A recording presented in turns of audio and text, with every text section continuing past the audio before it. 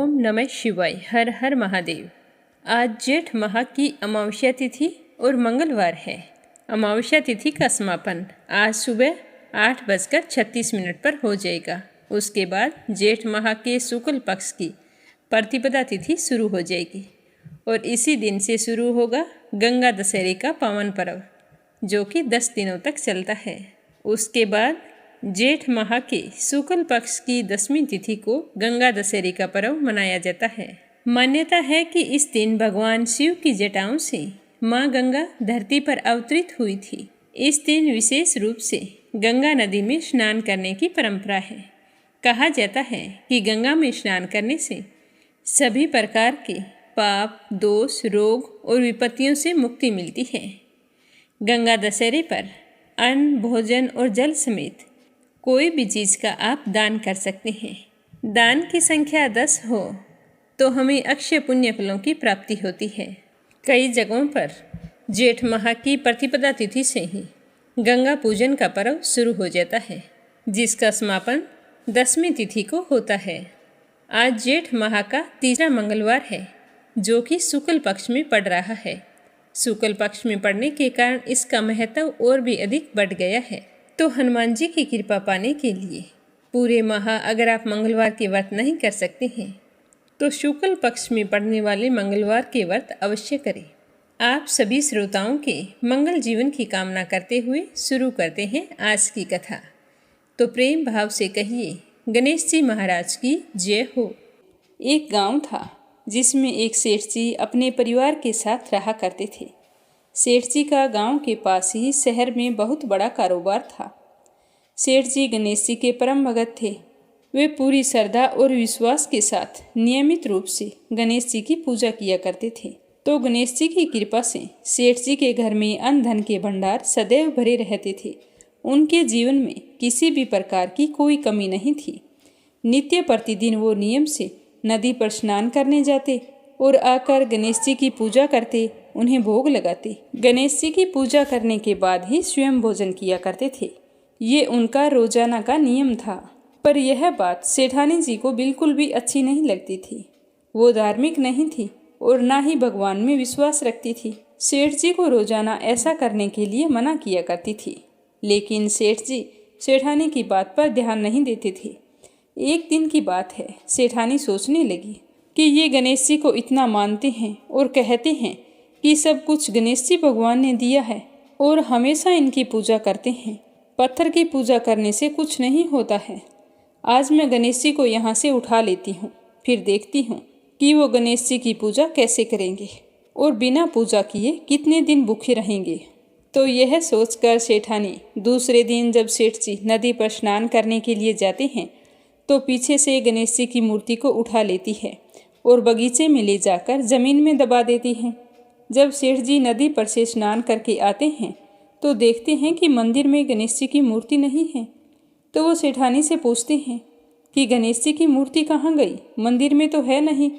तो सेठानी बोली कि मुझे नहीं मालूम, आपको पता है कि मेरी इन सब चीज़ों में कोई रुचि नहीं है। तो सेठ जी परेशान होकर सारे घर में गणेश जी की मूर्ति को ढूंढने लगे, पर उन्हें मूर्ति नहीं मिली।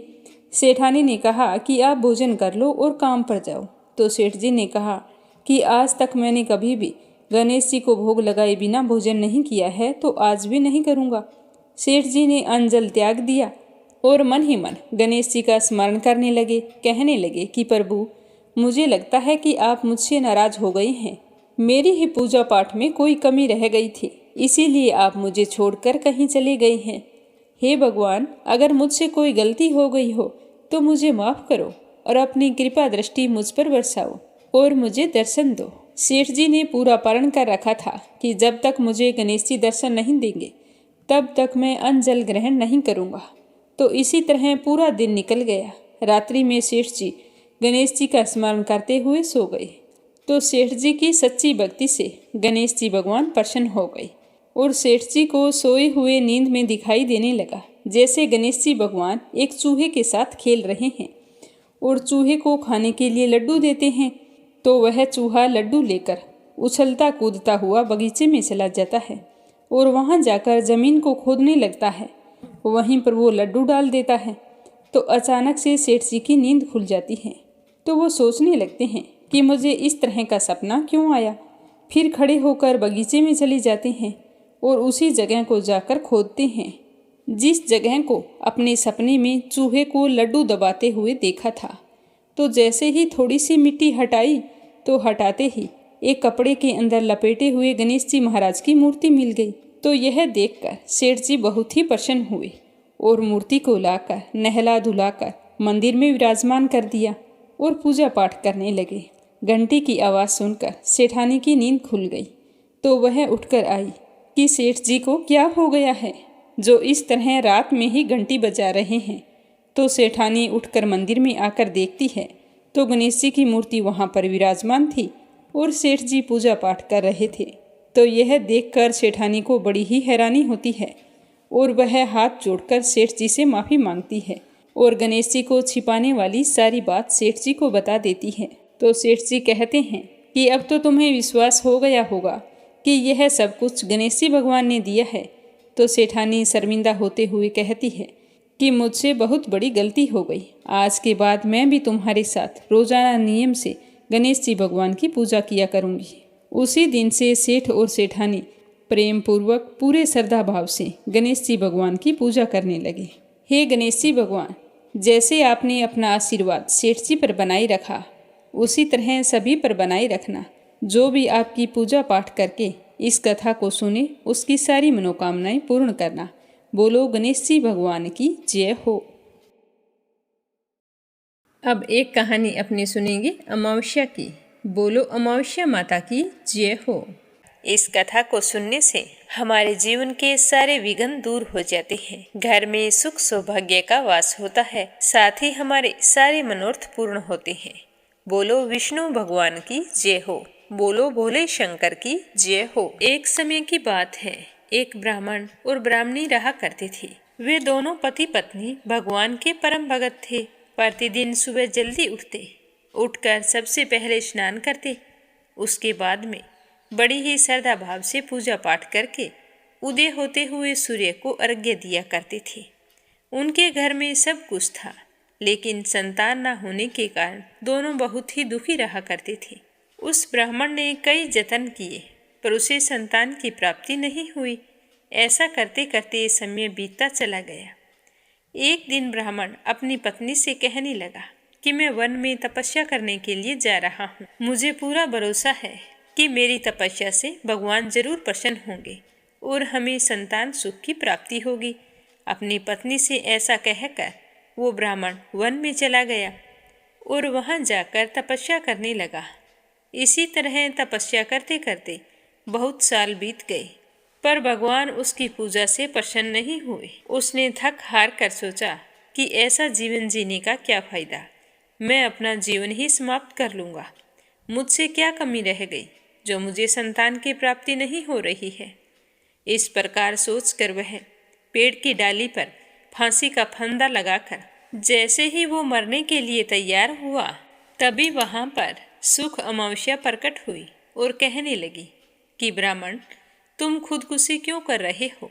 तो ब्राह्मण ने कहा कि मैं कितनी पूजा पाठ करता हूँ, धर्म कर्म में खूब रुचि रखता हूँ, कभी भी किसी का जाने अनजाने भी दिल नहीं दुखाया है, फिर मुझे संतान का सुख क्यों नहीं मिल रहा है। इतनी तपस्या के बाद भी भगवान मुझसे प्रसन्न नहीं है, तो ऐसी जिंदगी जीने का क्या फायदा, मैं तो मरने की तैयारी कर रहा हूँ। तो अमावस्या माता कहने लगी कि हे ब्राह्मण, तुम्हारे 7 जन्मों तक कोई संतान नहीं लिखी है, किंतु मैं तुम्हें 2 कन्या का वरदान देती हूँ। आज से 10वें महीने तुम्हारी पत्नी 2 बहुत ही सुंदर कन्याओं को जन्म देगी, पर तुम ऐसा करना कि एक कन्या का नाम अमावस्या और दूसरी का नाम पूर्णिमा रखना। तुम्हारी पत्नी को कहना कि अमावस्या के व्रत शुरू कर दे और अमावस के दिन 1 कटोरी चावल भरकर उस पर दक्षिणा रखकर किसी मंदिर में चढ़ा देना। ऐसा 1 साल तक करना। 1 कटोरी चावल सहित दान करते रहना, तुम्हें संतान की प्राप्ति जरूर होगी। तो यह सुनकर ब्राह्मण बहुत ही खुश हुआ और खुशी खुशी घर आ गया। बरसों बाद अपने पति को घर आया देखकर ब्राह्मणी बहुत ही खुश हुई। तो उस ब्राह्मण ने कहा कि मुझे अमावस्या माता ने दर्शन देकर ये सब कुछ कहा है। यह कहकर अपनी पत्नी को सारी बात बताई। तो यह सब कुछ जानकर ब्राह्मण की पत्नी को बहुत ही खुशी हुई और उसने अमावस्या तिथि आई तो सूखी अमावस्या माता के व्रत करने शुरू कर दिए। जिस तरह अमावस्या माता ने कहा था अमावस के व्रत करती। 1 कटोरी चावलों की भरकर उसके ऊपर यथासंभव दान दक्षिणा रखकर मंदिर में रखाती। तो 10 महीने पूरे होने पर ब्राह्मणी ने बहुत ही सुंदर कन्याओं को जन्म दिया। तो ब्राह्मण ने अमावस्या माता की बात को याद रखते हुए अपनी एक बेटी का नाम अमावस्या और दूसरी का नाम पूनम रखा। ब्राह्मण की दोनों कन्याएं बहुत ही सुंदर थी। समय के साथ दोनों बड़ी होने लगी। ऐसा करते करते कई साल बीत गए। तो एक दिन ब्राह्मणी ने अपने पति से कहा कि स्वामी, हमारी दोनों बेटियां विवाह योग्य हो गई हैं। तुम इनके लिए कोई अच्छे से घर और वर की तलाश करो। ब्राह्मण की बड़ी बेटी अमावस्या थी। वो धर्म कर्म में खूब रुचि रखती थी। छोटी बेटी पूनम की धर्म कर्म में बिल्कुल भी रुचि नहीं थी। तो ब्राह्मण ने उन दोनों को उनके स्वभाव के अनुसार ही अच्छा घर और वर देखकर उनकी शादी कर दी। शादी के बाद में बड़ी बेटी अमावस्या के घर में जितना धन था वह दिन दुगनी रात चौगुनी तरक्की करने लगा। ससुराल में उसके सास ससुर, जेठ जेठानी, ननंद सारे उसकी खूब बड़ाई करते थे कि हमारी बहू बहुत ही भाग्यशाली आई है। पर अमावस्या ने अपनी पूजा पाठ करनी नहीं छोड़ी। ससुराल में रहकर भी वो अपनी पूजा पाठ अच्छे से किया करती थी। दूसरी ओर पूनम थी तो उसके घर में सब कुछ था, लेकिन पूनम के पैर पड़ते ही उनके घर में घाटा लगने लगा। धीरे धीरे सारा धन नष्ट हो गया और उसे संतान की प्राप्ति भी नहीं हुई। तो वह बहुत ही दुखी रहती थी। जब इस बात का पता एक बार अमावस्या को चला कि मेरी बहन इस तरह बहुत ही दुखी है, उनका सारा धन नष्ट हो गया है, तो वह बहुत ही दुखी हुई और गाड़ी भरकर सामान लेकर अपनी छोटी बहन के घर गई और जाकर कहने लगी कि बहन, तुम्हारी ये हालत कैसे हो गई? हमारे माँ बाबूजी ने दोनों के लिए संपन्न घर देखे थे, फिर ये सब कुछ क्या हो गया? तो पूनम कहने लगी कि क्या बताऊं बहन, जब से मैं इस घर में आई हूँ रोजाना कोई ना कोई घाटा लगता रहता है। ऐसा करते करते हमारा सब कुछ नष्ट हो गया है। मेरे ससुराल वाले मुझे कहते तो कुछ नहीं है, पर मन में तो जरूर सोचते होंगे कि मैं ही अभागिन आई हूँ जिसकी वजह से इनका सब कुछ नष्ट हो गया है। तुम ही बताओ बहन, मैं क्या करूँ? मेरे कोई संतान भी नहीं है, मैं बहुत दुखी रहती हूँ। तो अमावस्या कहने लगी कि बहन पूनम, तुम ऐसे करो, सुखी अमावस्या का व्रत करो। श्रद्धा भाव से पूजा पाठ करके अमावस्या माता से अपने दुख हरने के लिए कहो, जिससे तुम्हारे घर में सुख समृद्धि का वास होगा। तो पूनम कहने लगी कि मुझे इस व्रत की सारी विधि बताओ, किस तरह करने हैं। मैं तुम्हारे कहे अनुसार ये व्रत जरूर करूँगी। तो पूनम की बात सुनकर उसकी बड़ी बहन कहने लगी कि बहन, तुम सुबह अमावस्या के दिन जल्दी उठना। जल्दी उठकर स्नान करके व्रत का संकल्प लेना। सबसे पहले सूर्य भगवान को अर्घ्य देना। उसके बाद में 1 साल तक चावल की कटोरी भरकर ऊपर श्रद्धा अनुसार दक्षिणा रखकर दान करना।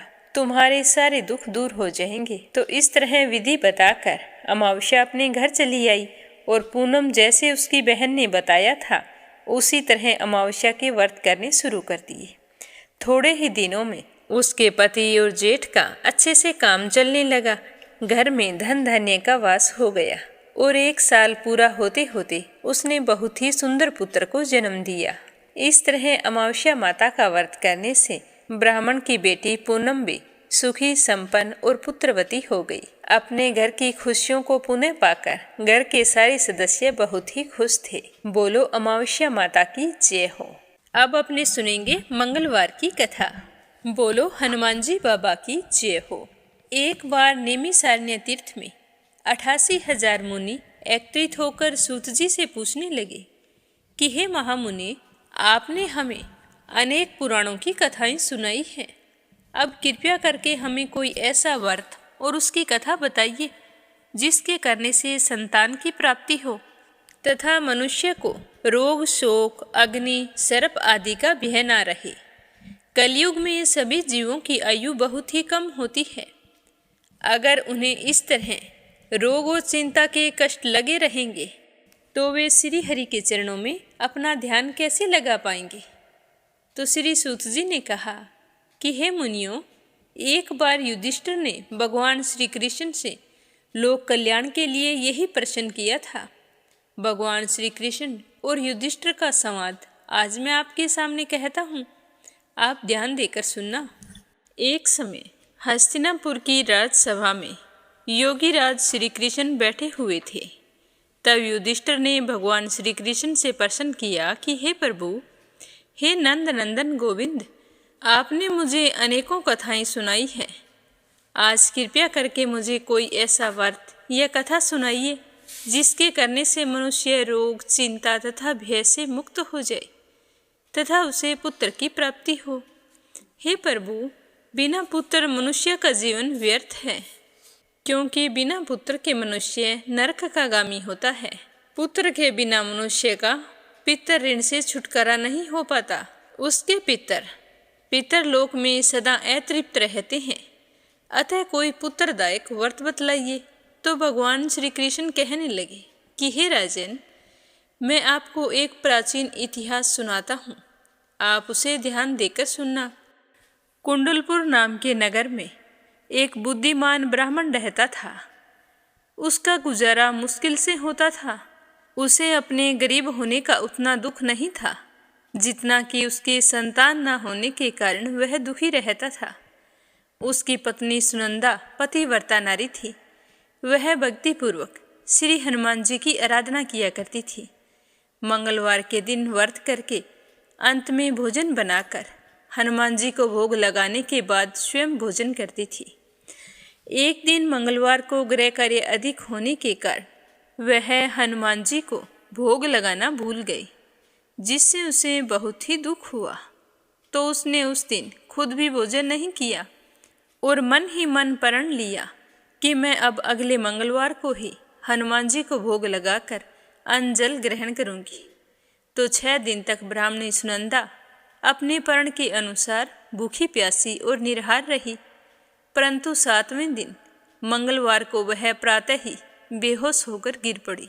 सुनंदा की इस असीम भक्ति से श्री हनुमान जी बहुत ही प्रसन्न हुए और उसके सम्मुख प्रकट होकर कहने लगे कि सुनंदा, मैं तेरी भक्ति से बहुत ही प्रसन्न हूँ, तू उठ और वरदान मांग। सुनंदा अपने आराध्य देव हनुमान जी को अपने समक्ष देखकर बहुत ही खुश हुई और उनके चरणों में गिर पड़ी और कहने लगी कि हे प्रभु, मेरे कोई संतान नहीं है, अतः आप मुझे संतान प्राप्ति का आशीर्वाद प्रदान करें। तो सुनंदा की बात सुनकर हनुमान जी ने कहा कि तुम्हारी इच्छा अवश्य पूर्ण होगी। तुम्हारे यहाँ एक कन्या जन्म लेगी, उसके अष्टांग प्रतिदिन सोना दिया करेंगे। इस तरह वरदान देकर हनुमान जी अंतर्ध्यान हो गई और ब्राह्मणी सुनंदा बहुत ही खुश हुई और चूरमा बनाकर हनुमान जी को भोग लगाया। फिर अपने व्रत का पारण किया। जब उसका पति घर आया तो वह बहुत ही खुश होकर भगवान का दिया हुआ वरदान अपने पति को बताया। तो लड़की के बारे में सुनकर ब्राह्मण देवता पहले तो दुखी हुए, परंतु सोना मिलने की बात सुनी तो वो प्रसन्न हो उठे। सोचने लगे कि अगर ऐसी कन्या मेरे घर जन्म लेगी तो मेरी तो सारी गरीबी दूर हो जाएगी। तो हनुमान जी की कृपा से 10वें महीने ब्राह्मणी ने बहुत ही सुंदर कन्या को जन्म दिया। 10वें दिन ब्राह्मण ने अपनी उस बालिका का नामकरण संस्कार करवाया। तो उनके कल पुरोहित ने उस बालिका का नाम रत्नावली रखा।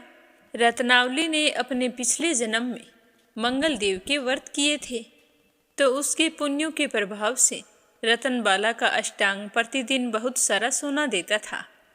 उस सोने से नंदा ब्राह्मण बहुत ही धनवान हो गया और ब्राह्मणी सुनंदा में भी इस बात का अभिमान आ गया। ऐसे ही समय बीतता गया। जब रत्नावली 10 बरस की हुई तो सुनंदा ने अपने पति से कहा कि स्वामी, हमारी बेटी विवाह योग्य हो गई है, अतः हमें कोई सुंदर तथा योग्य वर देखकर उसका विवाह कर देना चाहिए। तो यह बात सुनकर नंदा ब्राह्मण कहने लगा कि हमारी बेटी रत्नावली अभी तो बहुत छोटी है, अभी से क्यों परेशान होती हो। तो ब्राह्मणी कहने लगी कि हे पतिदेव, रजस्वला का दान देने वाले माता पिता को घोर नरक की प्राप्ति होती है। तो अपनी पत्नी की बात सुनकर नंदा ब्राह्मण कहने लगा कि हमारी बेटी तो अभी 10 बरस की हुई है और मैंने तो 16-16 साल की कन्याओं के विवाह करवाए हैं, अभी क्या जल्दी है। तो ब्राह्मणी सुनंदा कहने लगी कि आप ये सब लोभ के कारण कह रहे हैं। आप ब्राह्मण हो और ब्राह्मण को शास्त्रों के आदेश का पालन करना चाहिए। नंदा ब्राह्मण के पास अपनी पत्नी के बात का जवाब नहीं था। वह कहने लगा कि ठीक है, मैं कल ही योग्य वर की तलाश में अपना दूत भेज दूंगा। दान भी तो सुपात्र को ही दिया जाता है। दूसरे दिन ब्राह्मण ने दूत को बुलाया और कहा कि जैसी सुंदर मेरी बेटी है, वैसा ही सुंदर और योग्य वर उसके लिए तलाश कर लाओ। तो दूत स्वामी की आज्ञा पाकर वर खोजने के लिए चल पड़ा। अनेक नगरों में घूमने के बाद वह पंपाई नगर में जा पहुंचा। वहां एक सुंदर ब्राह्मण के लड़के को देखा जिसका नाम सोमेश्वर था। वह बहुत ही गुणवान था। तो दूत ने उस ब्राह्मण के लड़के से सब कुछ पूछा और जानकर वापिस आ गया। आकर उस सुंदर और गुणवान लड़के के बारे में ब्राह्मण नंदा को बताया। तो ब्राह्मण नंदा भी सोमेश्वर से बहुत ही प्रभावित हुआ और सोमेश्वर के घर जाकर अपनी बेटी का रिश्ता तय कर दिया और फिर शुभ मुहूर्त देखकर पूरे विधि विधान से सोमेश्वर को कन्यादान करके ब्राह्मण ब्राह्मणी बहुत ही संतुष्ट हो गए।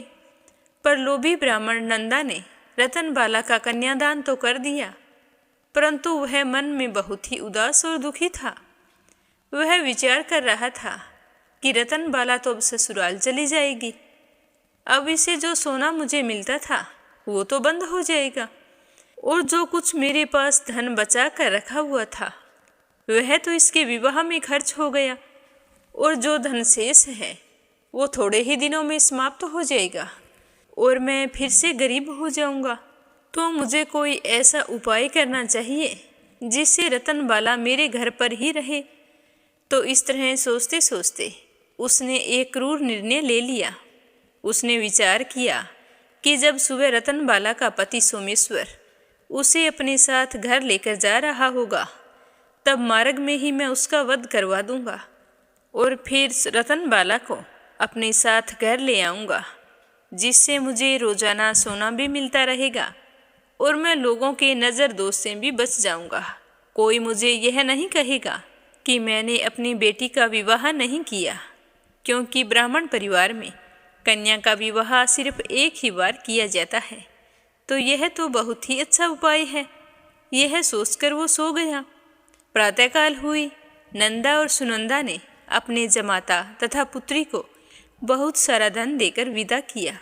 सोमेश्वर अपनी पत्नी रत्नावली को लेकर अपने नगर की तरफ चल पड़ा।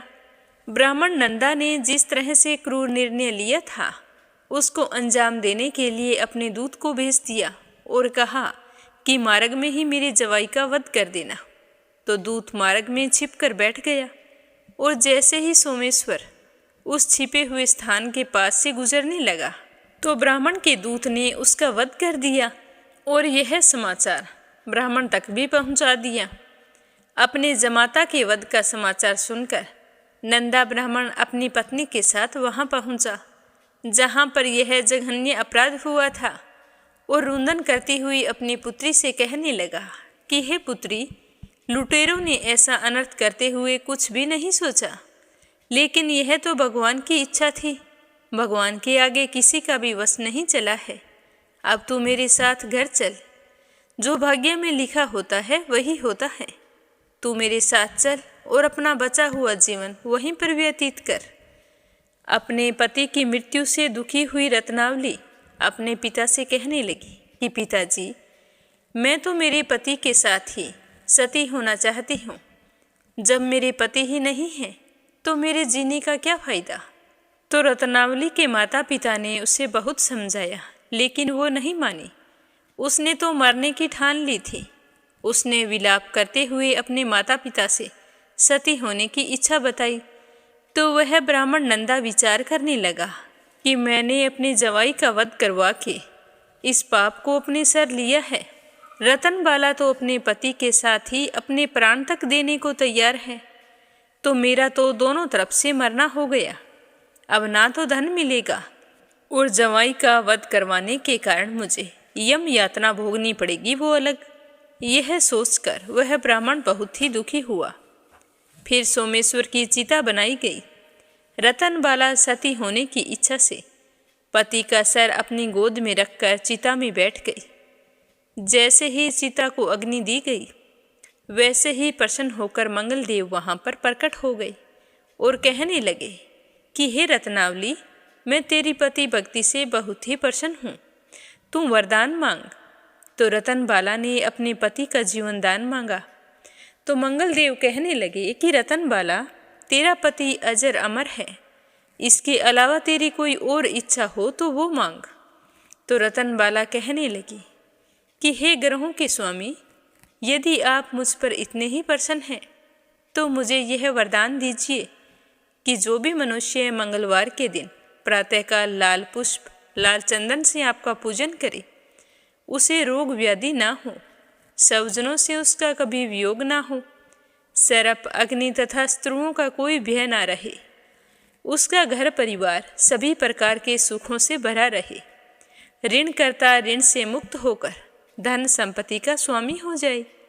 जो स्त्री मंगलवार का व्रत करे वह कभी विधवा ना हो। तो रतनबाला की बात सुनकर मंगलदेव तथास्तु कहकर अंतर्ध्यान हो गई। मंगलदेव की कृपा से सोमेश्वर जीवित हो गया। अपने पति को पुनः जीवित पाकर रतनबाला बहुत ही प्रसन्न हुई। सोमेश्वर अपनी पत्नी को लेकर अपने नगर को चला गया। रतनबाला को यह पता चल गया था कि उसके पति की हत्या लोभ के कारण उसके पिता ने करवाई है, लेकिन उसने किसी को कुछ नहीं बताया। उसने अपने पिता को क्षमा कर दिया। पति पत्नी आजीवन मंगल व्रत करने लगे और मंगलदेव की कृपा से इस लोक का सुख ऐश्वर्य भोग कर अंत में स्वर्ग लोक को गई। हे हनुमान जी बाबा, जो भी व्यक्ति मंगलवार के दिन व्रत रखकर आपकी इस परम पावन कथा को सुने, उसकी सारी मनोकामनाएं पूर्ण करना और अपना आशीर्वाद हमेशा उस पर बनाए रखना। बोलो हनुमान जी बाबा की जय हो। अब अपने सुनते हैं कीड़ी नगरा की कहानी। इस कहानी को कार्तिक और बैसाख के महीने में सुनने का नियम लिया जाता है। जितनी अपनी श्रद्धा हो, 7 दिन, 21 दिन या सवा महीने, सवा साल इस कथा को सुनकर उद्यापन किया जाता है। ऐसा करने से भगवान श्री हरि विष्णु का आशीर्वाद मिलता है और हमारे घर में धन धान्य में बरकत बनी रहती है। विष्णु भगवान की जय हो। एक समय की बात है, एक गांव में एक बूढ़ी माई रहती थी। उसके 2 बेटे तथा 2 बहुएं थी। बूढ़ी माई भगवान श्री हरि विष्णु की परम भगत थी। वह अपना समय दान धर्म और पुण्य कामों में लगाती थी, परंतु वह बुढ़िया माई कभी भी मंदिर और सत्संग में नहीं जाती थी, न ही तीर्थ स्थानों पर जाती थी। एक बार गांव में भागवत कथा हो रही थी, तो उसके बड़े बेटे ने कहा कि माँ, आप सारा दिन घर में रहती हो, तो मंदिर में भागवत कथा हो रही है, तो आप भी वहां जाकर भागवत कथा सुनकर इसका पुण्य प्राप्त करो। तो बूढ़ी माई ने अपने बेटे का मन रखने के लिए कह दिया कि बेटा, आज मैं जरूर जाऊंगी, परंतु वो नहीं गई। शाम को बेटे ने पूछा तो बोली कि बेटा, आज तो समय नहीं था, कल जाऊंगी। ऐसा करते करते 6 दिन निकाल दिए। 7वें दिन उसके बेटे ने कहा कि माँ, आज कथा का अंतिम दिन है, आज तो कथा सुनने चले जाना। तो उसकी माँ ने कहा कि ठीक है बेटा, चली जाऊंगी। तो बूढ़ी माई घर के कामों में लगी रही। घर का सारा काम निपटाकर बुढ़िया माई ने इतनी देरी कर दी कि अंतिम दिन की भागवत कथा भी समाप्त हो गई। पर वह बूढ़ी माई घर से मंदिर के लिए चल पड़ी थी। उधर मंदिर से भगवान श्री हरि विष्णु एक बूढ़े सन्यासी का रूप धारण करके बुढ़िया माई के मार्ग में आके खड़े हो गई और बुढ़िया माई को देखकर कहने लगे कि माई, तुम अब कहाँ जा रही हो? तो बुढ़िया माई ने कहा कि भागवत कथा सुनने जा रही हूँ। तो सन्यासी रूपीधारी भगवान श्री हरि विष्णु ने कहा कि अब इतनी देर से क्यों जा रही हो? वहाँ तो अब कथा समाप्त भी हो गई, अब तुम वहाँ जाकर क्या करोगी? तो बुढ़िया माई ने कहा कि अब जब घर से निकली हूँ तो मंदिर तो जाकर ही आऊंगी, वरना शाम को अपने बेटे को क्या जवाब दूंगी। तो विष्णु भगवान कहने लगे कि अब वहाँ पर कथा तो समाप्त हो गई है और सारे भक्तजन भी अपने अपने घर चले गए हैं। तुम वहाँ जाकर क्या करोगी, मंदिर बंद हो गया है। तो बुढ़िया माई कहने लगी, कुछ नहीं तो वहाँ से एक ईंट उठा लाऊंगी, सोच लूंगी कि यही विष्णु जी का आशीर्वाद है। तो सन्यासी का रूप धारे भगवान श्री हरि विष्णु बोले कि तुम वहाँ से मिट्टी की ईंट लाओगी और उसके बदले में अगर मैं तुम्हें एक सोने की ईंट दे दूँ तो बुढ़िया माई ने कहा कि ठीक है, तुम सोने की ईंट दे दोगे तो मैं मंदिर जाकर क्या करूँगी। तो उसने भगवान से सोने की ईंट ली और अपने घर की तरफ वापस चल पड़ी।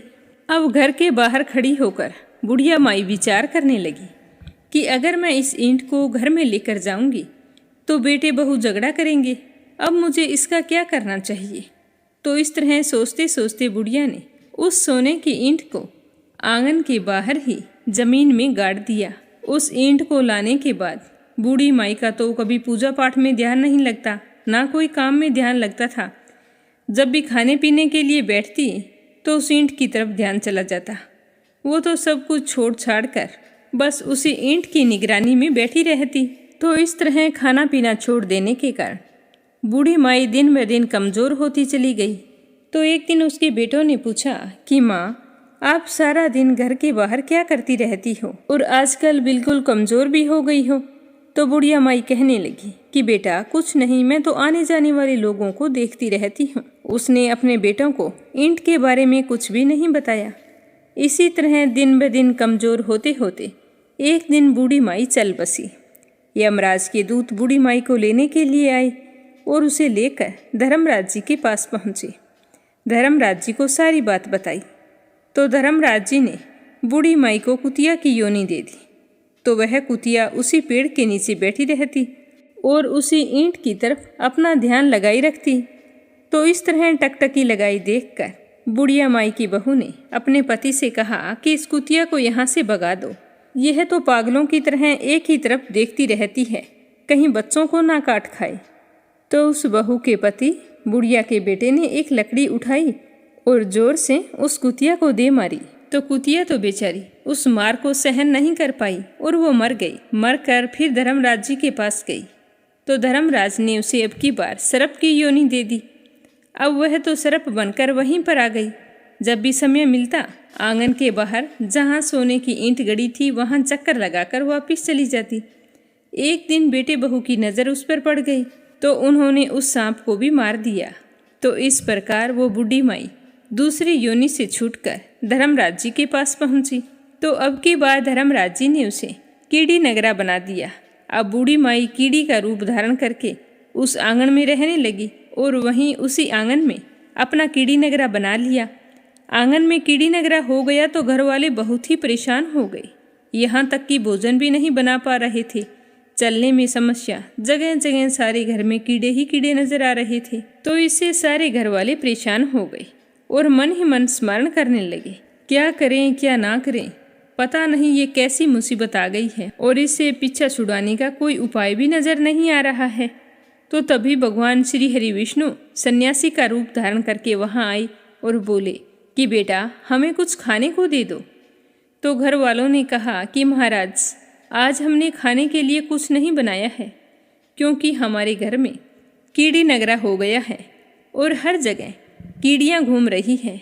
अगर आपके पास इसका कोई उपाय हो तो बतलाइए। तो महाराज ने उनकी बात सुनकर कुछ देर तक ध्यान लगाया और फिर कहा कि आंगन के बाहर यह जगह है, इसे खोदो। तो भगवान श्री हरि विष्णु ने उसके दोनों बेटों से उस जगह को खुदवाया तो वहाँ सोने की ईंट निकली। तो ब्राह्मण ने उस ईंट को निकालकर उसके बेटों को दे दी और कहा कि तुम्हारी माँ के नाम से दान पुण्य करना, धर्मशाला बनवाना, स्कूल बनवाना, प्याऊ लगवाना, गौशाला में जाकर गाय के चारे का प्रबंध करना। तो दोनों ने उस बूढ़े ब्राह्मण के सामने तो हाँ कर दी, लेकिन जैसे ही वह गया तो पीछे से दोनों भाई लड़ाई करने लगे। एक कहता कि दान तू कर, दूसरा कहता कि दान तू कर, मैं नहीं करूँगा। तो इस तरह से दोनों बेटों ने अपनी माँ के नाम से कोई भी दान पुण्य नहीं किया। तो कीड़ी नगरा वहाँ से कहीं नहीं गया, उसी स्वरूप में वहीं पर स्थापित रहा। कुछ दिन बाद में वही सन्यासी फिर आया और कहने लगा कि बेटा मेरे भोजन की व्यवस्था करो। तो बुढ़िया माई के बेटों ने भगवान स्वरूपधारी सन्यासी महाराज से कहा कि महाराज, हमारे घर की हालत तो वैसी की वैसी ही है, कीड़ी नगरा तो वैसे ही है, आपने तो कहा था कि चला जाएगा। तो भगवान कहने लगे कि मैंने तुम्हें दान पुण्य करने के लिए बोला था, क्या तुमने किया? सन्यासी की बात सुनकर दोनों भाई बड़े ही शर्मिंदा हुए और सर झुकाकर खड़े हो गए। तो सन्यासी उनसे कहने लगा कि लाओ वो ईंट के टुकड़े लेकर आओ, उन्हें बेचकर जो भी धन मिले उस धन से तुम्हारी माँ के नाम से दान पुण्य करो। इस कीड़ी नगरी पर शक्कर, घी और आटा डालो। अगर तुम ऐसा करोगे तो तुम्हारी माँ को मोक्ष प्राप्त होगी। तुम्हारी माँ को अभी तक मोक्ष नहीं मिली है और वही कीड़ी नगरी के रूप में आपके घर में रह रही है। ऐसा कहकर सन्यासी वहाँ से चले गए। फिर उन दोनों भाइयों ने उस सोने की ईंट को बेचकर उसे जो भी धन मिला उसे माँ के नाम से दान पुण्य किया। मंदिर और धर्मशालाएं बनवाई, गरीब कुंवारी कन्याओं का विवाह करवाया, कुएं, बावड़ी, तालाब आदि बनवाई और रोजाना नियम से कीड़ी नगरे पर आटे में घी और शक्कर मिलाकर उस पर डाला करते थे। 21 दिन तक ऐसा किया तो उनके घर से कीड़ी नगरा चला गया और उनके घर में भगवान श्री हरि विष्णु की कृपा से अन्न धन के भंडार भर गए। तभी से माना जाता है कि जो भी व्यक्ति रोजाना सुबह सवेरे कीड़ी नगरे पर जो भी व्यक्ति आटे में शक्कर और घी मिलाकर डालता है तो उनके घर में कभी भी अन्न धन की कमी नहीं आती। वह हमेशा अपना जीवन सुख शांति से व्यतीत करता है और उनके वंश में वृद्धि होती है। उसके घर में कभी कोई कष्ट नहीं आता। उसका जीवन सदा सर्वदा आनंद से व्यतीत होता है। उसके परिवारजन उससे अत्यधिक प्रेम करते हैं। इसीलिए हर मनुष्य को अपने जीवन काल में एक बार कीड़ी नगरा सींचने का नियम जरूर लेना चाहिए। जब भी कीड़ी नगरा सींचे तो कीड़ी नगरे की कथा को बड़े ही श्रद्धा भाव से सुनना चाहिए। बोलो विष्णु भगवान की जय हो। अब अपने सुनेंगे भगवान देव नारायण की कथा का आगे का अध्याय। तो प्रेम भाव से कहिए श्री हरि विष्णु भगवान के अनंत स्वरूपों की जय हो। भगवान देव नारायण की जय हो। देव नारायण जी और महेंदु भाट से पूछते हैं कि हमारा क्या क्या सामान था और कौन कौन लेकर गया है और उसे कैसे लेकर आना है।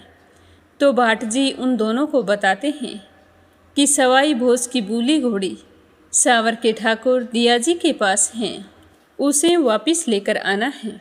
यह बात सुनकर महेंदु जी कहते हैं कि मैं अभी जाकर सांवर से बाबा सा की घोड़ी छुड़ा कर लाता हूँ और छोछू भाट को साथ लेकर चल पड़ते हैं।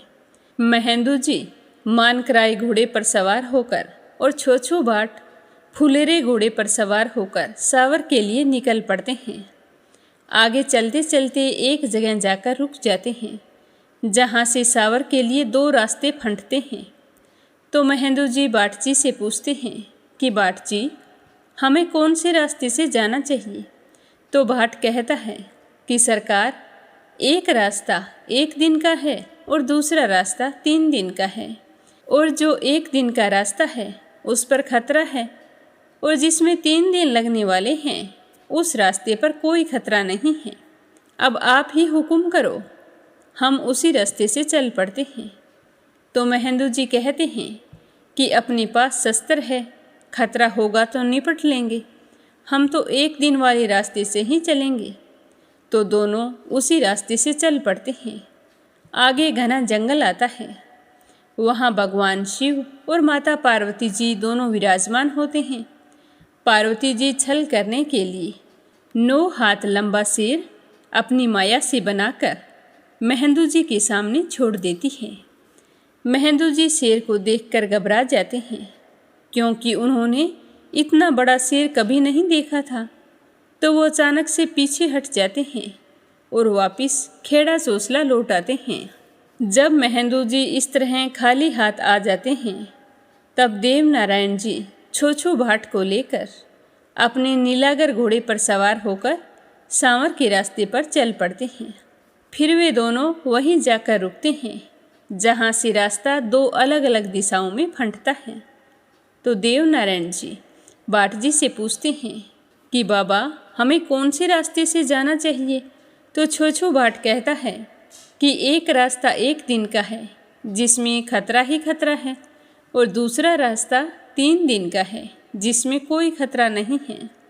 तो देवनारायण जी कहते हैं कि बाट जी हम तो एक दिन वाले रास्ते से ही जाएंगे। ऐसा कहकर वो आगे चल पड़ते हैं और बाट जी उनके पीछे पीछे चल पड़ते हैं। आगे चलते चलते घना जंगल आता है जहाँ शिव जी आंखें बंद किए ध्यान में लीन होते हैं और पार्वती जी शिव जी के पांव दबा रही होती है। पार्वती जी देखती है कि देवनारायण जी आ रहे हैं तो वह शिव जी से कहती है कि हे भगवान मैं तो इनकी परीक्षा लूँगी। तो शिव जी मना कर देते हैं कि ये तो स्वयं नारायण हैं, आप इनकी परीक्षा मत लो, आपका सिर मारा जाएगा। पर पार्वती जी शिव जी की बात नहीं मानती। वो अपनी माया से एक लंबा चौड़ा सिर बनाकर देवनारायण के आगे छोड़ देती है। तो वह सिर देवनारायण और छोछू बाट के सामने आकर खड़ा हो जाता है। बाट जी डर के मारे उछलकर पलाश के पेड़ पर चढ़ जाते हैं। फिर देवनारायण जी शेर को कहते हैं कि भाई तुमने हमारा रास्ता क्यों रोका है, हमें आगे जाने दो। तो शेर कहता है कि मैं तो तुम्हें खाना चाहता हूँ, अगर तुम मुझसे बचना चाहते हो तो मुझसे लड़ाई करनी पड़ेगी। तो देवनारायण जी कहते हैं कि शेर तू तो मांसाहारी जीव है, मैं तुझे अपने शस्त्र से नहीं मारूंगा। ऐसा कर पहले तू नहा कर आ, मैं यहीं पर तेरा इंतजार कर रहा हूँ। तो शेर नहा कर आता है और फिर वापिस आकर देवनारायण से कहता है कि मैं आपसे नहीं लड़ूंगा। आपने जो चमड़े की जूतियाँ पहनी हैं, अगर आप उन्हें खोलकर मुझसे लड़ाई करते हो तो मैं लड़ाई करने के लिए तैयार हूँ। तो देवनारायण भगवान अपने जूते खोलकर एक को रख देते हैं। फिर शेर और देवनारायण जी के बीच में लड़ाई शुरू हो जाती है। लेकिन देवनारायण जी एक ही वार से शेर का सिर धड़ से अलग कर देते हैं। तो शेर को मरा हुआ देखकर बाट जी पेड़ से नीचे उतर आता है और कहता है कि देवनारायण शेर अभी मरा नहीं है, इसके प्राण तो अभी भी इसकी नाभि में हैं। और अपनी कटार निकालकर शेर की नाभि में मारता है और कहता है कि देवनारायण ये तो अब मरा है। तो देवनारायण जी बाट की बात पर जोर से हंस पड़ते हैं। फिर वहाँ से देवनारायण जी और छोछू बाट सवार होकर आगे की तरफ चल पड़ते हैं। सावर के बाहर एक टिमकिया तालाब होता है। तो देवनारायण जी तो वहाँ जाकर बैठ जाते हैं और बाट जी को कहते हैं कि बाबा बाट जी आप जाकर कोई भी बहाना बनाकर दिया जी को यहीं बुलाकर लाओ। तो बाट कहता है कि अगर दिया जी ने मुझे वहीं पर मार दिया तो तुम्हें कैसे पता चलेगा, और उन्हें बाहर लाने के लिए तो मुझे झूठ बोलना पड़ेगा। झूठ बोलूँगा तो वैसे ही मर जाऊँगा। तो भगवान देवनारायण जी बाट को 4 तित्र बनाकर देते हैं और कहते हैं कि बाट जी आप 4 बार झूठी सौगंध खा सकते हैं। इन तित्रों को अपनी कमर में बांध लो और जहाँ झूठ बोलना पड़े वहाँ एक तित्र को हाथ लगाकर कहना कि अगर मैं झूठ बोलूँ तो इस जीव की सौगंध। तो कुछ समय बाद वह तित्र मर जाएगा और आपको कुछ नहीं होगा। और फिर आप दिया जी से कहना कि अजमेर के राजा जी के लड़के सूअर का शिकार करने के लिए आए हुए हैं और गांव के बाहर डेरा डाल रखा है। ऐसा बोलकर दिया जी को साथ लेकर आना और इस काम में तनिक भी देरी मत करना। तो बाट जी कमर में तित्र बांधकर सावर के गढ़ में घुस जाते हैं और परकोट के दरवाजे पर आकर चौकीदार से कहते हैं कि मैं अजमेर से आया हूँ, राजा जी का बाट हूँ। तो द्वारपाल बाट जी को लेकर दिया जी के पास जाता है। चौकीदार जाकर दरबार में, जहाँ दिया जी का दरबार लगा हुआ होता है, वहाँ जाकर कहता है कि महाराज अजमेर से बाट आया है। और बाट जी दिया जी की कचहरी में जाकर दुआ सलाम करते हैं और सभी का कुशल क्षेम पूछते हैं और कहते हैं कि मैं तो आपके ननिहाल अजमेर से आया हूँ और साथ में राजा जी के कुंवर भी हमारे साथ शिकार खेलने के लिए आए हैं। वो तो गांव के बाहर टिमकिया तालाब पर विराज रही हैं और आपको बहुत ही याद कर रही हैं। मुझे बोला है कि आपको साथ लेकर जाना है और वो आपके साथ शिकार खेलने की इच्छा रखते हैं। तो छोछू बाट दिया जी के नज़दीक जाकर कहते हैं कि आप चलो कुंवर सा के पास, 2-4 गांव और आपकी जागीर में बढ़ा देंगे, चिंता करने की कोई बात नहीं है। तो दरबार में वहीं पर कालू मीर बैठा था। वह दिया जी से कहने लगा कि दिया जी, मुझे तो यह बगड़ावतों का भाट लगता है। तो यह सुनकर दिया जी बाला उठा लेते हैं और छोछू भाट को कहते हैं कि क्यों रे, तुम बगड़ावतों का भाट है, यहाँ पर जासूसी करने आया है? तो भाट कहने लगा कि मैं झूठ बोलूँ तो मुझे इस जीव की सौगंध लगे। मैं अजमेर के राजा जी और आपके मामा जी हैं उनका भाट हूँ। भाट के झूठ बोलते ही एक तीतर तो मर जाता है। फिर छोछू भाट कहता है कि अगर आप 2-4 गांव अपनी जागीर में बढ़ाना चाहते हो तो जल्दी करो, मेरे साथ चलो। कुंवर सा आपका इंतजार कर रहे हैं। आप जल्दी करो और बूली घोड़ी पर सवार होकर सुअर का शिकार करने के लिए मेरे साथ चलो। तो भाट की बात सुनकर दिया जी कहते हैं कि भाट जी, बूली घोड़ी पर मैं नहीं बैठूंगा, क्योंकि वो मनुष्यों को अपने पास नहीं आने देती। वह तो बांस के धकेले खल खाती है और नली से पानी पीती है। 12 मन की जंजीर उसके आगे पीछे के पाँवों में है और 12 मन की जंजीर उसके गले में बंधी हुई है। उस घोड़ी ने 11 वर्षों से सूरज के दर्शन तक नहीं किए हैं, गुफा में बंदी पड़ी है। इस तरह कहते हुए दिया जी कहते हैं कि भाट, बूली घोड़ी के तो नज़दीक जाना ही मुश्किल है, सवारी करना तो दूर की बात है।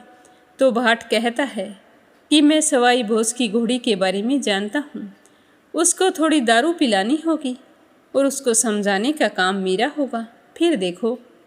पर दिया जी को इस बात पर शक हो जाता है और भाट की ओर भाला उठाकर कहते हैं कि कहीं तू बगड़ावतों का भाट तो नहीं जो उनके बारे में सारी बातें जानता है। तो भाट दूसरे तीतर पर हाथ लगाकर सौगंध खाता है कि सरकार, अगर मैं झूठ बोलूं तो इस जीव की सौगंध लगे। और सौगंध खाते ही दूसरा तीतर मर जाता है। तो दिया जी को विश्वास हो जाता है कि भाट है तो अजमेर का। तो फिर भाट को कहते हैं कि जाओ और बूली घोड़ी को सवारी के लिए तैयार करो, मैं भी तो देखूं कि कैसे करते हो। तो छोछू भाट दारू की बोतल लेकर वहां चला जाता है जहां सवाई भोज की बूली घोड़ी बंधी होती है और घोड़ी के साथ बातें करने लगता है। फिर उसे दारू पिलाता है, बीना बजाकर उसे खुश करता है। तो घोड़ी छोछू भाट को पहचान जाती है। भाट कहता है कि माताजी, बूली घोड़ी देवी का अवतार होती है। आपको थोड़ी देर के लिए दिया जी को अपनी पीठ पर बैठाना होगा और बाद में गांव के बाहर जाते ही हम आपको छुड़ाकर गोठा गांव ले चलेंगे, जिस गांव का नाम अब खेड़ा चोसला है। तो घोड़ी पहले तो मना करती है कि मैंने अपनी पीठ पर सवाई भोज को बिठाया था, मैं उसके दुश्मनों को नहीं बिठा सकती। फिर भाट के बार बार समझाने पर घोड़ी मान जाती है और घोड़ी की जंजीरें खोलकर भाट जी उसका श्रृंगार करते हैं और दिया जी की कचहरी के बाहर लेकर आ जाते हैं। तो घोड़ी को देखकर दिया जी को फिर शक होता है कि ये घोड़ी किसी को अपने पास फटकने तक नहीं देती और ये भाट इस घोड़ी को खोल कर लेकर आया है। तो दिया जी भाट के ऊपर अपना भाला उठाकर कहते हैं कि भाट, कहीं तू झूठ तो नहीं बोल रहा, मुझे तो लगता है कि तू बगड़ावतों का भाट है। तो भाट कमर में बंधे हुए तितर पर हाथ रखकर सौगंध खाता है कि हे राजन, मैं झूठ बोलूं तो इस जीव की सौगंध लगे। और तभी तीसरा तीतर मर जाता है। दिया जी को विश्वास हो जाता है कि भाट झूठ नहीं बोल रहा, अगर यह झूठ बोलता तो यहीं पर मर जाता। फिर दिया जी बूली घोड़ी पर सवार होकर पहले अपने महल में आते हैं और अपनी रानियों से, दिया जी के 4 रानियां होती है, उनसे कहते हैं कि मैं अजमेर से पधारे हुए कुंवर के साथ शिकार खेलने जा रहा हूँ। और फिर शिकार खेलने के लिए तैयार होते हैं। तो उसी समय अपशुगन होने लग जाते हैं। तो इस तरह अपशुगन होते हुए देखकर रानियां उन्हें जाने के लिए मना करती हैं। कहती है कि धणी जी आप मत जाओ, शगुन अच्छे नहीं हो रहे हैं। तो दिया जी वापिस घोड़े से नीचे उतर जाते हैं। तो बाट देखता है कि बड़ी मुश्किल से चलने को तैयार हुए थे और ये फिर रुक गए हैं। तो बाट दिया जी से कहते हैं कि सरकार, कुंवर साहब का इंतज़ार कर रहे हैं, आप जल्दी चलो, आपकी जागीरी में 2-4 गांव बढ़ा देंगे, शगुन वैसे ही अच्छे हो जाएंगे। तो बाट जी की बात सुनकर दिया जी घोड़े पर चढ़कर वापस चलने लगते हैं। रानियां फिर से दासियों के हाथ कहलाती हैं कि धनी जी अभी मत जाओ, आज शगुन अच्छे नहीं हैं। सामने तो देखो, खाली घड़ों वाली पनिहारियाँ मिली हैं, काला वल्दा घोड़ा सामने से आ रहा है, ये सारे के सारे अपशुगन होते हैं। बाट जी कहता है कि दिया जी बुरा नहीं मानो तो मैं तुमसे एक बात कहूँ, मेरे भी 2 औरतें हैं, यदि मैं कहीं जाता हूँ तो औरतें जाने के लिए मना करती हैं, तो मैं तो उन्हें पीट देता हूँ। औरतों को पीटने से शगुन अच्छे हो जाते हैं। अभी आया था तब भी ऐसा ही हुआ था और मैं तो पीट कर आ गया और देखो मेरे शगुन तो अच्छे हो गए। तो दिया जी बाट की बातों में आ जाते हैं और महल में जाकर घोड़ी के ताजने से अपनी रानियों को पीटने लगते हैं। तो रानियां डर के मारे रास्ता छोड़ देती है। दिया जी बूली घोड़ी पर सवार होकर चल पड़ते हैं और बाट जी से कहते हैं कि बाट, तू कहीं झूठ तो नहीं बोल रहा, कहीं तू बगड़ावतों का बाट तो नहीं है। तो बाट जल्दी से बोलता है कि सरकार, झूठ बोलूं तो इस जीव की सौगंध। तो इतना कहते ही चौथा तीतर भी मर जाता है और बाट सोचता है कि अगर एक बार झूठ और बोलना पड़ा तो मैं किसकी सौगंध खाऊंगा। तीतर तो इतने ही थे, 4 बार सौगंध खा चुका हूँ। तो आज की कथा को यहीं विराम देते हैं। आगे क्या हुआ यह सुनेंगे कल के अध्याय में। प्रेम भाव से सुनने के लिए आप सभी का बहुत बहुत धन्यवाद। बोलो श्री हरि विष्णु भगवान के अनंत स्वरूपों की जय हो। भगवान देव नारायण की जय हो। अब अपने सुनते हैं लपसी और तपसी की कहानी। बोलो लपसी तपसी की जय हो। बहुत पुराने समय की बात है। एक गांव में एक ब्राह्मण परिवार रहा करता था। उसमें पति पत्नी के अलावा उनके 2 बच्चे थे। एक बेटा था, एक बेटी थी। ब्राह्मण दंपति बहुत ही सरल स्वभाव के थे। समय मिलने पर प्रभु का स्मरण किया करते थे। उनकी बेटी बहुत ही संस्कारी और सुशील थी, लेकिन उनका बेटा आवारा किस्म का था। वह कोई काम धाम नहीं करता और ना ही कभी अपने माँ बाप का कहना मानता था। समय के साथ दोनों बहन भाई बड़े हो गए। बहन की शादी कर दी गई, पर भाई का वही हाल था। उसके माँ बाप ने उसे समझाया कि बेटा, अब हम वृद्ध हो चले हैं, तुम कोई काम किया करो, लेकिन उस पर उनकी बातों का कोई असर नहीं होता था। तो एक दिन ब्राह्मणी अपने पति से कहने लगी कि स्वामी, आप बिल्कुल काम छोड़ दीजिए। जब घर में कुछ भी नहीं होगा तो यह अपनी जिम्मेदारी समझेगा और काम पर लग जाएगा। तो ब्राह्मण ने दूसरे दिन से काम पर जाना छोड़ दिया। तो यह देखकर उनके बेटे ने कोई काम नहीं किया और चोरी करने चला गया। आते जाते राहगीरों को लूट लेता और उसी से अपने घर का गुजारा किया करता था। तो उसकी लूटने और चोरी करने की आदत से सारे गांव वाले उसे लपसी कहने लगे। तो लपसी की इस हरकत से उसके माँ बाप बहुत ही दुखी रहते थे, पर वह किसी की सुनने के लिए तैयार नहीं था। इसी तरह समय बीतता गया। एक दिन की बात है कि लपसी एक पीपल के पेड़ पर बैठा था। तभी शिव पार्वती जा रहे थे। पार्वती माता गहनों से लदी हुई थी। तो लपसी उन्हें देखकर सोचने लगा कि सूरत के कितने गहने हैं, आज ये सारे के सारे लूट लूँगा। तो मुझे कई महीनों तक चोरी नहीं करनी पड़ेगी। तो वह लूटने के इरादे से पीपल की ओट में होकर बैठ गया। जैसे ही शिव पार्वती वहां से जाने लगे तो लप्सी एकदम से शिव पार्वती के सामने आकर कहने लगा कि जल्दी से जितने सारे गहने पहन रखे हैं उतार दो। तो पार्वती माता कहने लगी कि तुम चोरी क्यों करती हो, तुम्हें पता है चोरी करना पाप है। तो लप्सी कहने लगा कि क्या करूं, घर पर मेरे माँ बाप हैं, मेरी एक भांजी है, उनके लिए दोनों समय भोजन की व्यवस्था कहाँ से करूं, मुझे कोई काम तो आता नहीं है। तो लप्सी की बात सुनकर पार्वती माता कहने लगी कि तुम जो चोरी करके पाप करते हो, इस पाप का भागी कौन बनेगा। तो लप्सी कहने लगा कि मेरे घर वाले सारे बनेंगे। तो पार्वती माता कहने लगी कि कोई नहीं बनेगा, पाप के भागी केवल तुम बनोगे। तो लप्सी कहने लगा कि मैं लूट खोस कर उन्हीं के लिए लेकर जाता हूँ, तो पाप के भागी तो उन्हें बनना ही पड़ेगा। तो लप्सी की बात सुनकर पार्वती माता ने हंसकर कहा कि हम यहीं पर बैठे हैं और तुम अपने घर जाओ, अपने घर वालों से पूछो कि कोई तुम्हारे पाप का भागी बनेगा क्या। तो यह सुनकर लप्सी भागा भागा अपने घर आया और अपनी माँ के पास गया और कहने लगा कि माँ, मैं चोरी करके लाता हूँ, राह चलते राहगीरों को लूटता हूँ, तुम्हारे लिए ही तो करता हूँ। तो तुम मुझे एक बात बताओ, चोरी करने से जो पाप लगता है तो आप मेरे पाप के भागी बनोगे।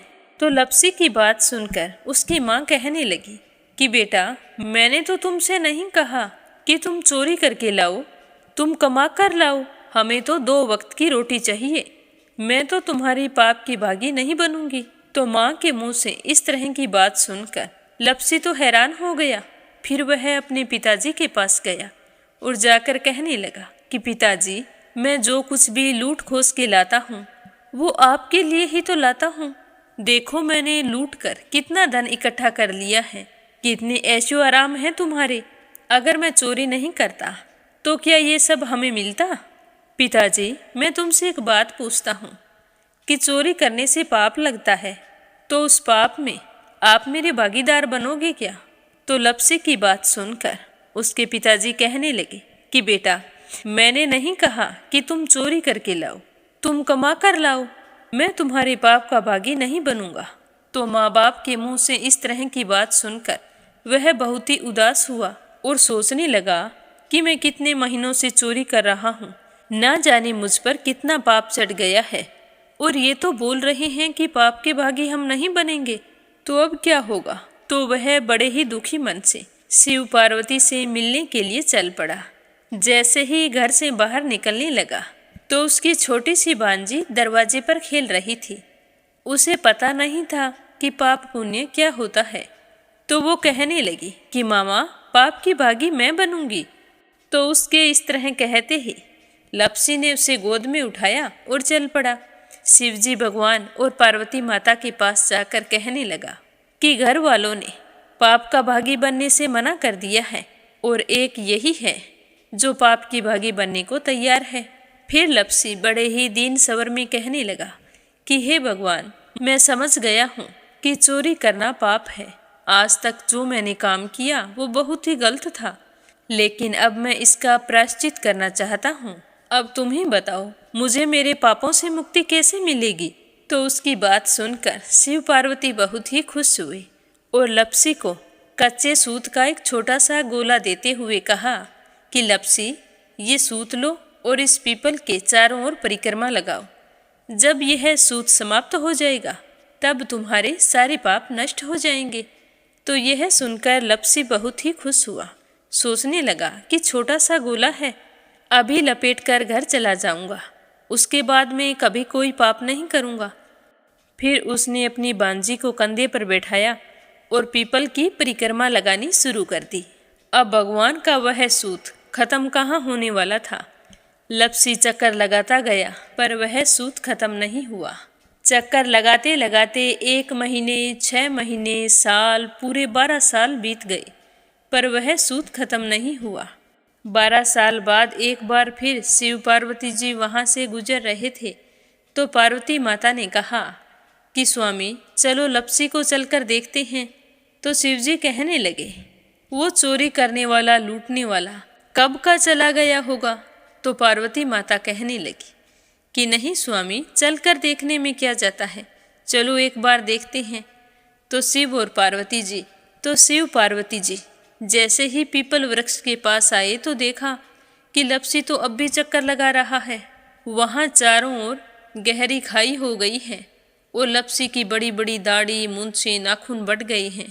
तो यह देखकर पार्वती माता ने कहा कि देखो स्वामी, आप तो कह रहे थे कि वो कब का ही चला गया, देखो इसके मन में सच्ची भक्ति है।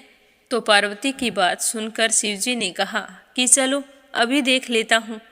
तो यह कहकर शिवजी ने एक सोने का कड़ा लपसी के आगे फेंक दिया। तो लपसी ने झट से उसके ऊपर पैर कर लिया। फिर अचानक से उसका ध्यान शिव पार्वती जी की ओर गया तो वो हाथ जोड़कर कहने लगा कि भगवान, अब तो मेरे पाप समाप्त हो गए होंगे, आप मुझे यहाँ से जाने की आज्ञा दीजिए, आपका यह सूत अभी तक खत्म नहीं हुआ है।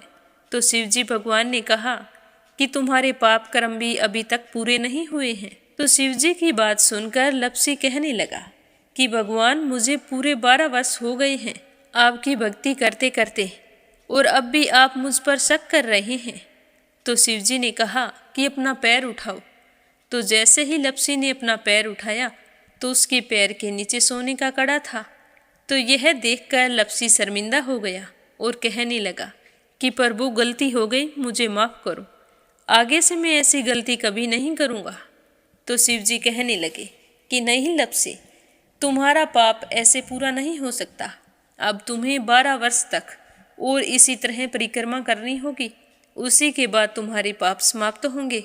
यह कहकर शिव पार्वती वहाँ से चले गए और वह फिर से पीपल के पेड़ की परिक्रमा करता रहा। करते करते 12 साल बीत गए। 12 साल बाद में शिव पार्वती जी वहाँ पर आए तो उन्होंने देखा कि आज भी वो वहीं पर चक्कर लगा रहा है।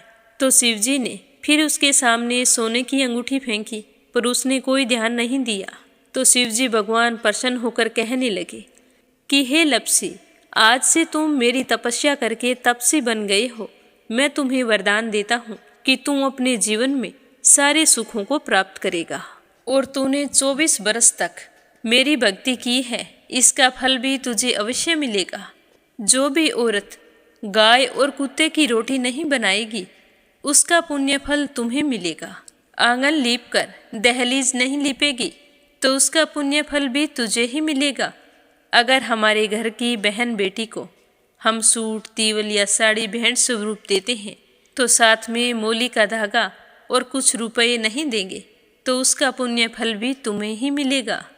अगर कोई दिए से दिया जलाएगा तो उसका पुण्य फल भी तुम्हें ही मिलेगा। अगर व्रत और पूजा पाठ में सारी कहानी सुन ले और तुम्हारी कहानी ना सुने तो उसका पुण्य फल भी तुम्हें ही मिलेगा। कहा जाता है कि तभी से सुबह पहली रोटी गाय की और सुबह की अंतिम रोटी छोटी बनाई जाती है और शाम को अंतिम रोटी बड़ी बनाई जाती है जो कुत्ते की होती है, और दिए से दिया भी नहीं जलाया जाता। और घर की बहन बेटियों को सूट और तीवल के साथ भेंट स्वरूप कुछ रुपए भी जरूर दिए जाते हैं। और उसी दिन से हर व्रत कथा के बाद में लपसी तपसी की कहानी जरूर सुनी जाती है, और कथा समाप्त होने पर कहा जाता है कि लपसी का फल लपसी को मिले, तपसी का फल तपसी को मिले। हमारी पूजा पाठ का, हमारे व्रत का और हमारी कहानी का पुण्य फल हमें मिले। बोलो लपसी तपसी की जय हो। अब अपने सुनते हैं कथा सुनने वाले प्यारे श्रोताओं के नाम। आज का पहला कमेंट परमेश्वरी रघुवीर सिंह हैं दिल्ली से। दूसरा है संजय, सोनिया, हिताक्षी, दीपेश, मयंक हरियाणा से। तीसरा है अपराजिता मीना श्रीवास्तव नेपाल से। सरला रानी करणपुर से। राधा रोहिला खजूरी खस दिल्ली से। यूएन तिवारी इंदिरा तिवारी लखनऊ से। श्रीमती शर्मा अलीगढ़ से। गोपाल नारंग ऋषिकेश से। विमला नेपाल से। शीला सिन्हा मीरा श्रीवास्तव ममता श्रीवास्तव माला छम्मा जौनपुर से। इंदू रानी साहिबाबाद से। मंजुला कपूर पंजाब से। विप्लव हांजोंग असम से, श्रीचंद यादव गया बिहार से, नीमा मठपाल रामनगर से, अनिल तिहरी करनाल से, आरती खैरावर अगरखर से, जगदीश, कृष्णा, सोनू, संतोष, लकी, चित्रा, मंजीत, ज्योति और हनी, अंजलि शर्मा सहादरा से, सीमा जोशी, रवि कुमार जोशी दिल्ली से, रिदिमा परमिला सुरेश यादव धामतरी से, धनीराम हिमाचल प्रदेश से, सुनीता रानी मेरठ से, दिल्ली बहादुर भंडारी मुंबई से, कोमल निर्मल मुंबई मीरा रोड से, मंजू चौधरी भीलवाड़ा से, रेखा धर्मेंद्र शर्मा जयपुर से, निर्मला सिसोदिया दिल्ली से, रवि सैनी, सीमा सैनी मलियाना से, चंद्रकांता दिल्ली से, मीरा अग्रवाल बंगाल से, शोभा कुंवर पुरोहित अहमदाबाद से, तारा मिश्रा, राम नरेश मिश्रा, शुभम मिश्रा, रितेश मिश्रा गोपालगंज से, संजीव कंसल, कविता कंसल, हितेश कंसल, आरुष कंसल, रानी कंसल मुजफ्फरनगर से, सरोज अग्रवाल जबलपुर से, नीलम जायसवाल हैदराबाद से, आरती देवी, उषा शर्मा सोजत सिटी से, मंजू विजय रोहतक से, सीमा गोयल, सतपाल गोयल पानीपत से, हेमलता खैर अलीगढ़ से, निर्मला पांचाल करनाल से, ललिता, विशाल, आराध्या आरव, भानु, पूजा, पूनम, खुशबू, सोमदीप दमोह मध्य प्रदेश से, रामावती देवी, जगवीर सिंह, रवि कुमार, राहुल कुमार, रुद्र कुमार, अनुज कुमार, ज्योति, वंदना, भवन, आराध्या, आन्या, तोलू मोलू, अविका मेरठ से, सरला गुप्ता दिल्ली से, अनिल सभरवाल दिल्ली से, शांताबेन वाघेला गुजरात के मंडल से, बीनू मेहरा दिल्ली से, मोनिका नागर तिगांव से, बीना वाशने अलीगढ़ से, कमलेश भल्ला जम्मू से, शकुंतला पंगल भिवानी से, निकिता सिजवानी अहमदाबाद से, सावित्री ईश्वरलाल रामचंदानी गाजियाबाद से, उषा सेठ बनारस से, प्रमोद यादव साहू हिमाचल प्रदेश से, उषा सूद बेंगलुरु से, निकी गुप्ता कुबेर स्थान से, शशि वर्मा, अंजलि वर्मा, करण वर्मा पंजाब से, देवी सिंह, कार्तिक, पायल, सौम्या, उमा रघुवंशी गजबा सौदा से, पूजा पाठक उत्तराखंड देहरादून कोशानी से, शिव कुमार शर्मा, बादाम देवी शर्मा जयपुर से, अशोक कुमार जी भटनागर भोपाल मध्य प्रदेश से, कमलेश लाल रुड़की से, स्मिता सीताराम गायकवाड़ महाराष्ट्र से, कीर्ति, काव्या, नव्या सैनी सभी श्रोताओं का तहे दिल से धन्यवाद।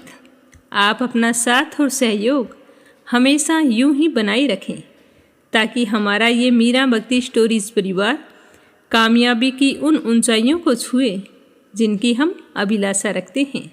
आप सभी की मंगल कामना के साथ ओम नमः शिवाय। हर हर महादेव।